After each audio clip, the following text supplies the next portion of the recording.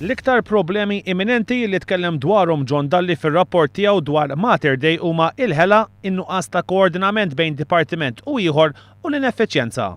Issa li għaddiet ġimgħa minn mindu ġie ppreżentat dan ir-rapport, Simon Busuttil jgħid li l-Partit Nazzjonalista għadu qed jistudjah. L-Oppożizzjoni għadha qiegħda tistudja dan ir-rapport.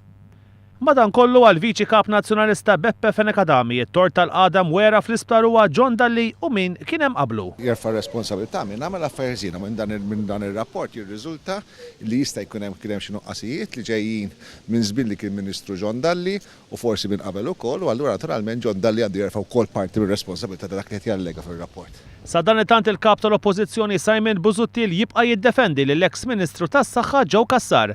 Dan minkejja li r-rapport kixef snin sħaħ ta' nuqqasijiet fl-Isptar Mater Dei, kif ukoll il-mod kif kienet taħdem amministrazzjoni preċedenti fi żmien li Joe Cassar kien responsabbli politikament minn Mater Dei b'intħil dirett minn Kastilja u l-uffiċċju tal-Prim Ministru. Għandek fiduċja f'Joe Cassar? F'Joe Cassar? Skur li għandi fiduċja. Simon Busuttil qed jibqa' jiddefendi lil Joe Cassar minkejja li fl-2011 kien l-istess Joe Cassar illi ikkummissjona lil Johns Hopkins sabiex janalizza s-sitwazzjoni fl-Isptar Mater Dei iżda baqa' ma ħax azzjoni konkreta fuq rapport illi ħejja Hopkins. Rapport illi fih għamel rakkomandazzjonijiet sabiex issir ir-reorganizzazzjoni neċessarja f'dan l-isptar. Rapport illi kien sewwa lil Maltin u Lawċin €1,300,000. Ir-rapport kien ingħata lill-Gvern preċedenti fis-16 ta' Marzu tal-2012 u ppubblikat fl-4 ta' Ġunju tal-istess sena.